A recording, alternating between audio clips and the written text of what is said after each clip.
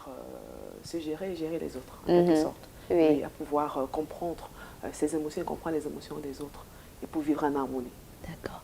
Et atteindre ses objectifs. Ah d'accord, oui.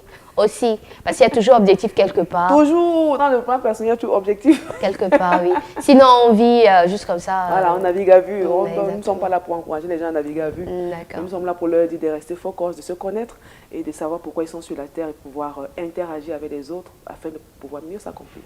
D'accord. Allez, ça veut dire que le développement personnel et comment dire ça, intelligence relationnelle, c'est justement tout ce qu'il y a dans la science que tu gères ou alors que tu connais depuis pas mal d'années qui nous aide finalement à être bien en société. Absolument. Donc dis-nous alors comment on s'y prend parce que je crois que...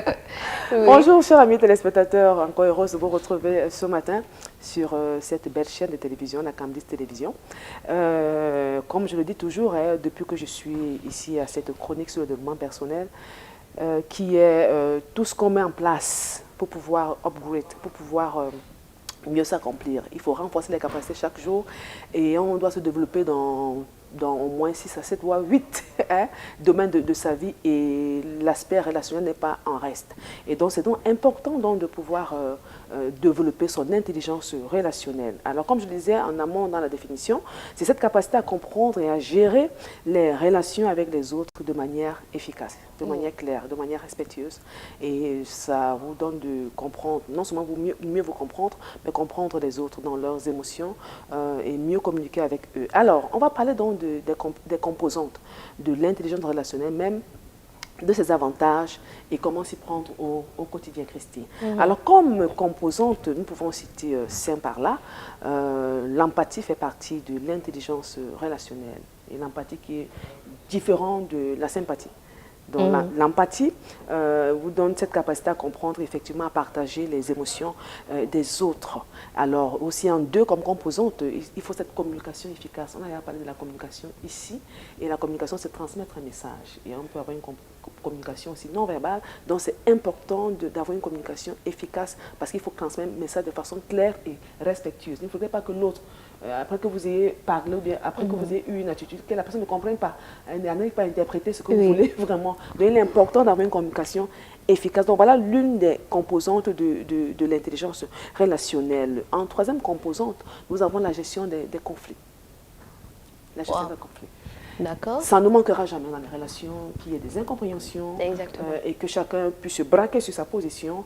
Maintenant, si tu veux vraiment être cette personne qui est capable de faire valoir cette intelligence relationnelle, vous deviez être dans la gestion des conflits gagnant-gagnant. En toujours cherchant à avoir un compromis sans se compromettre.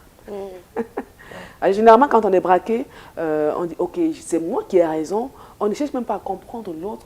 On ne cherche même pas à chercher un terrain d'entente. Non, c'est moi qui ai raison. Ou tu te plies, ou ça casse.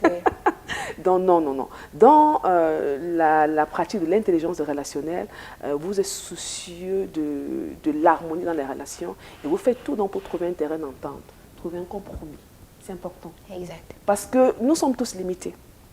Nous avons tous des manquements et on a l'obligation de tout faire pour pouvoir s'harmoniser, s'arranger, en comprenant donc que moi j'ai des limites et que l'autre puisse aussi avoir des limites. Ok, assurons-nous, trouvons un terrain d'entente et avançons. Ne laissons pas cette situation nous faire basculer dans la mauvaise distraction et nous perdre de vue l'essentiel. Donc, la troisième composante, donc, chers amis téléspectateurs, c'est la bonne gestion des conflits. Gérer des conflits pour avoir un résultat gagnant où tout le monde trouve son compte. Autre composante, c'est le développement de relations. Une relation ne doit pas être statique, elle s'entretient. Qu'elle soit professionnelle, qu'elle soit familiale, qu'elle soit amicale, une relation, les relations s'entretiennent. Donc, il faut pouvoir, dans cette intelligence relationnelle, développer vraiment les relations. Il ne faudrait pas que l'autre partie ait seulement l'impression que c'est elle qui donne, toujours. Quand je donne, ce n'est pas seulement l'argent, chers amis téléspectateurs.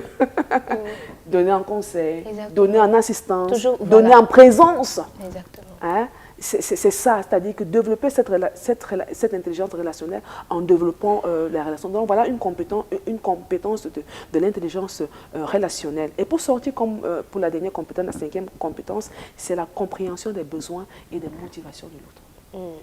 Ne pas éviter d'être toujours dans le jugement et la condamnation. on est souvent prompte à juger. Oui. Nous ne sommes pas en train de faire l'apologie du mal, ou bien de ce que si l'autre a mal fait, on doit dire qu'on ne juge pas, on ne condamne pas. Non, ce n'est pas ce que je suis en train de dire. Mais chercher à comprendre les besoins et les motivations de l'autre avant d'eux. C'est important. Alors maintenant, quels sont les avantages de pouvoir développer, voire pratiquer l'intelligence relationnelle? L'avantage, c'est que vous devenez empathique. Quelqu'un d'empathie. L'avantage, c'est que vous avez cette capacité à communiquer efficacement. Et l'autre avantage, c'est que vous avez cette capacité à bien gérer les conflits dans vos relations. Et quatrième avantage, c'est que vous développez votre leadership. Le leadership, dans son sens fondamental, c'est l'influence. Il faut influencer positivement. Donc, ça vous donne cette capacité à développer votre leadership. Si vous êtes leader d'une équipe ou bien, peu importe la posture que vous avez cette capacité de pouvoir influencer par votre attitude, par vos propos, par tout ce que vous faites. Donc, vous développez un leadership efficace et pour sortir, ça vous donne un sentiment de bien-être émotionnel. Vous êtes empathique, vous communiquez bien, vous avez la capacité à bien gérer les conflits et vous travaillez sur votre leadership au quotidien. Et vous avez ce sentiment de bien-être émotionnel. Waouh, j'ai fait un pas de plus. Alors, comment s'y prendre? C'est aussi simple. Je vais le dire, vous avez dit seulement ça, c'est seulement ça. C'est pratiquer. Passer à l'action. Comme on a cité les compétences en amont, à savoir l'empathie, la communication efficace, la gestion des conflits. Donc, pratiquer. Pratiquer l'empathie.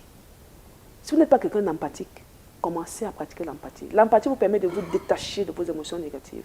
Je m'explique. Devant une situation, je suis en relation avec Christy. Même si elle m'a heurté, je cherche à comprendre le mobile. Et même si elle passe par des moments troubles, je